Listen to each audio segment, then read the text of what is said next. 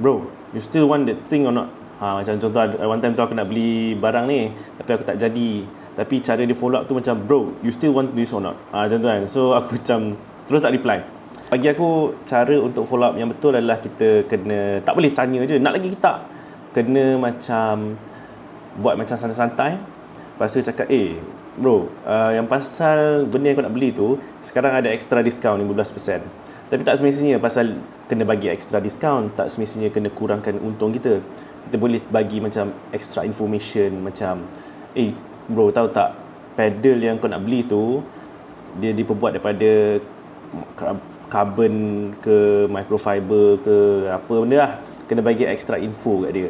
Dan jangan expect follow up sekali akan terus dapat close tau. Sebab kalau ikut data, kena follow up 16 kali. Tapi tu yang persoalannya, macam mana kita nak read message kan, nak WhatsApp orang tu, nak call 16 kali, kita penat.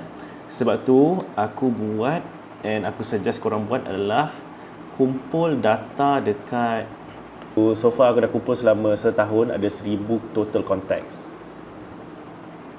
Okay, so 1000 total contacts ni aku just follow up secara automatik melalui email. Kenapa aku prefer email? Sebab WhatsApp penat one by one nak kena WhatsApp 1000 orang. Mana aku ada masa nak WhatsApp 1000 orang. Dan also ni automatic. Dan kalau kita WhatsApp, dia akan jadi spammy tau. Orang akan cakap, annoying ada ni, asyik WhatsApp aku je. Tapi email, kebanyakan lah, number kan banyak 46% orang, apa benda dia buat dulu, first thing pagi-pagi adalah clear email. Dia akan baca semua email, dia akan clearkan dulu.